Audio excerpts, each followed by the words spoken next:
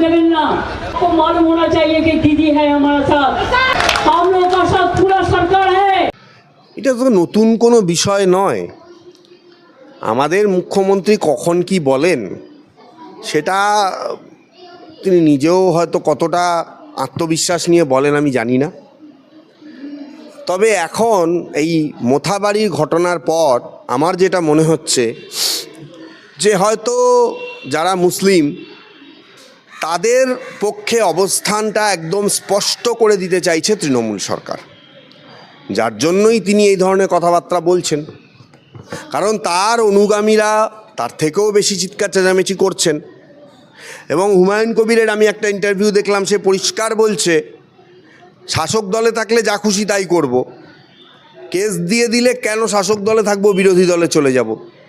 তার মানে এটা পরিষ্কার যে শাসক দলে থাকা মানে যা খুশি তাই করার লাইসেন্স, মানুষের ওপর অত্যাচার করার লাইসেন্স, হিন্দু শূন্য করার লাইসেন্স, মোথাবাড়ির মতো জায়গায় মন্দির ভেঙে ফেলা বা হচ্ছে যে হিন্দুদের ঘর বাড়ি দোকান লুট করার লাইসেন্স তৃণমূল তাকে দিয়ে দিয়েছে।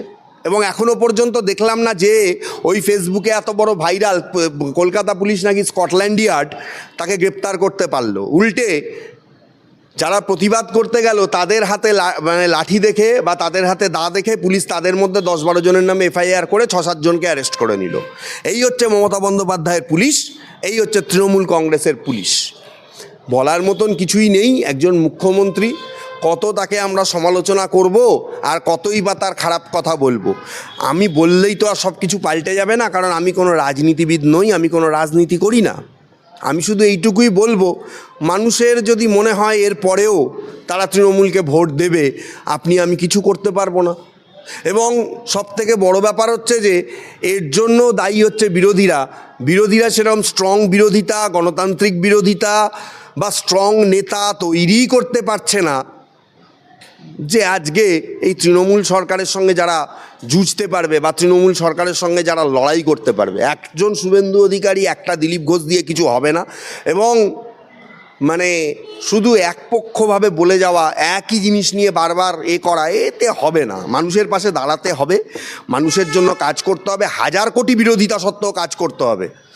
এবং সেই বিজেপি কতদূর কি করবে, যে বিজেপি আজকে লোকসভা ভোটের পর 7 মাস হয়ে গেল একটা রাজ্য সভাপতি নির্বাচন করতে পারে না, যে বিজেপি একজন হাইকোর্টের মানে প্রাক্তন জজ তাকে নিজের দলে নিয়ে জিতিয়ে আনার পর একটা মন্ত্রিত্ব দিতে পারে না, যে বিজেপির দিলীপ ঘোষকে অন্য সিট থেকে লড়তে হয় অনেক দিন ধরে একটা সিটে লড়ার পর, এবং যে বিজেপির শুভেন্দু অধিকারী তৃণমূল থেকে যাওয়ার পর তার স্ট্যাটাস সব থেকে বেশি হাই এবং অন্যদেরকে মানে তার আশেপাশে খুঁজেও পাওয়া যায় না এবং তিনি নিজেই মুখ্যমন্ত্রী হওয়ার স্বপ্ন দেখেন, সেই বিজেপি কতদূর লড়বে এই তৃণমূলের সাথে আমার যথেষ্ট সন্দেহ রয়েছে।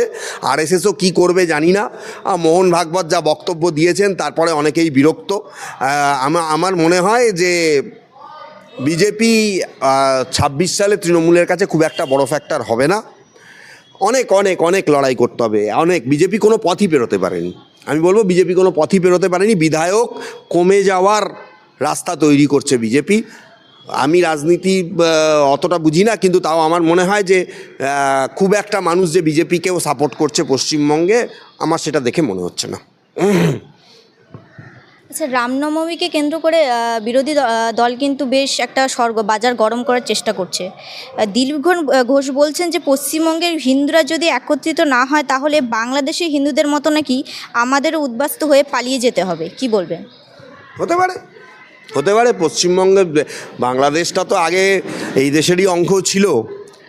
মানে এই দেশের অঙ্গ ছিল বলতে আমি বলতে চাইছি যে পূর্ব পাকিস্তান ভাগ হওয়ার আগে সেটা বাংলা মানে ইন্ডিয়ার ছিল, তারপরে পাকিস্তান থেকে আবার হয়েছে। হতে পারে। বলুন তো কেন বাংলাদেশে মুসলিমদেররা এত অত্যাচার করলো হিন্দুদের ওপর, পালিয়ে এলো কেন, শরণার্থী সেই স্ট্যাটাসটা দেওয়া হলো কেন? এবং যেভাবে বাংলাদেশে মানে কি বাংলাদেশে হিন্দুদের অবস্থা অত্যন্তই খারাপ। আর এটা হতেই পারে, কারণ হিন্দু যদি না জাগে, হতেই পারে। দেখুন, কিছু মুসলিম ভালো, আমি তাদেরকে অস্বীকার করছি না, কিন্তু কিছু আছে এই কিছু আছে মানে ছাগল টাইপের, আমি বলতে বাধ্য হলাম, যারা বলে হিন্দু শূন্য করব, যারা বলে হিন্দুদের ঘর বাড়ি জ্বালিয়ে দাও, এদেরকে ধরে আগে জেলে ভরে দেওয়া উচিত। কিন্তু মমতা ব্যানার্জির পুলিশ এদেরকে সহযোগিতা করছে। তাহলে এরকম যদি পরিস্থিতি তৈরি হয় হতেই পারে। এবং কার ওপরে মানুষ ভরসা করবে? বিজেপি? তাদের নিজেদের দলের কোনো স্ট্রেংথ আছে? আপনি আগে বলুন না।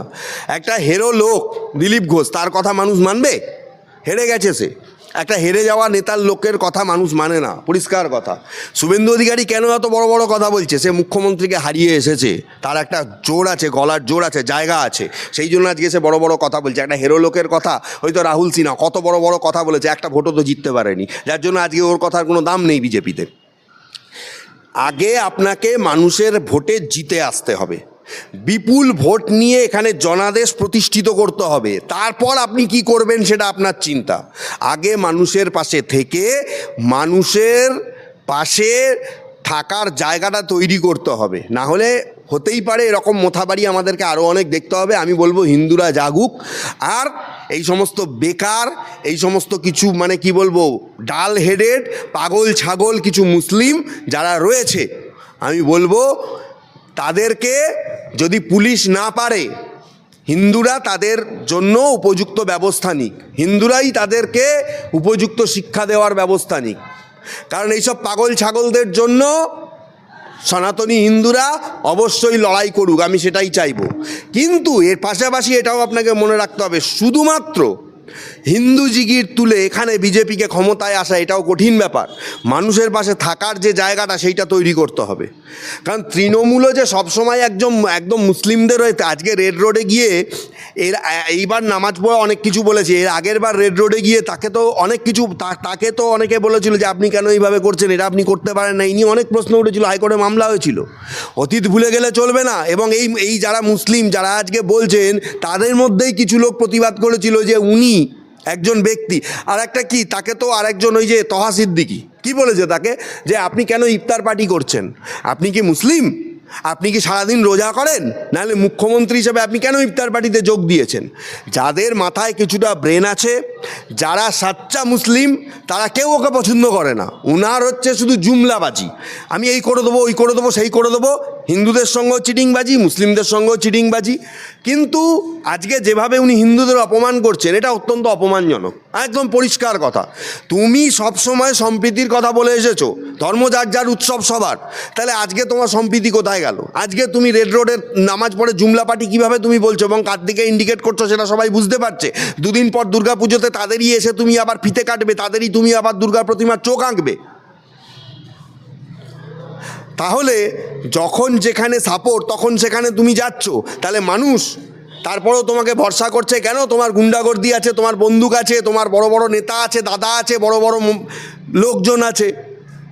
আজকে তোমার মেয়র সে কি করে বলে যারা মুসলিম হয়ে জন্মাননি তারা মানে এই তারপরে ক্ষমা চেয়েছে, ওর দম থাকুক, আমি তো বললাম ওর দম থাকুক, ওই রকম একটা মজলিসে ঢুকে ওই কথাটা বলে ক্ষমা চাক, ওর দম থাকুক, আমি বলবো কালকে ওকে ওই এলাকা ছাড়া করে দেবে। ও ক্ষমা চেয়েছে লুকিয়ে ওই বিধানসভায় বসে, লুকিয়ে ওই বিধানসভায় বসে, ওই ফিরাদ হাকিম কলকাতার মেয়র লুকিয়ে বিধানসভায় বসে ক্ষমা চেয়েছে, এবং তারপরেও আরও অনেক কিছু বলেছে, তার জবাব রুদ্রনীলদা দিয়েছিল। আমি কি বলবো, আমি একজন বক্তা হিসেবে, আমি একজন সাধারণ নাগরিক হিসেবে আমি এইটাই বলবো যে মানুষকে অশিক্ষিত করে রাখলে তার ফায়দাটা রাজনীতিবিদরা চিরকালই লুটতে পারে এবং এখনও লুটছে। আমি বলবো এদের শিক্ষা দীক্ষার প্রসার হোক। যারা বলছে মুসলিম এই হিন্দু শূন্য করব, এই করব, ভাই তুমি অনেক ছোট, অনেক বাচ্চা, নিজের পরিবারের যত্ন নাও, নিজের পরিবারের কথা ভাবো, নিজের জীবনকে তৈরি করার চেষ্টা করো।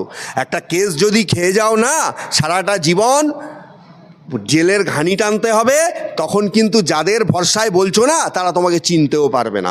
কিন্তু হতেই পারে এখন পুলিশ তাদের সাপোর্টে রয়েছে, আমরা কোথায় যাব আপনি বলুন না? হিন্দুরা তাহলে কোথায় যাবে? এই প্রশ্নটা জিজ্ঞেস করার ক্ষমতা কোনো হিন্দু এমএলএ এমপি তৃণমূলের যারা বড় বড় কথা বলেন, কল্যাণ বন্দ্যোপাধ্যায়, তিনি আজকে গিয়ে এই প্রশ্নটা জিজ্ঞেস করুন, দিদি আপনি তাহলে এই কথাটা বলছেন, তাহলে হিন্দুরা কোথায় যাবে? মলয় ঘটক গিয়ে জিজ্ঞেস করুন যে দিদি তারা তো আইনের লোক, এই দুজন তারা তো আইনের লোক, কনস্টিটিউশন জানেন, তাদের জিজ্ঞেস করা উচিত। অথবা অন্য যত এমএলএ এমপি রয়েছে, বাবুল সুপ্রিয়র মতন একজন নায়ক, তিনি আজকে তৃণমূলের একজন সম্পদ, তিনি জিজ্ঞেস করুন, কারো ক্ষমতা নেই তাকে দল থেকে বাদ দিয়ে দেবে।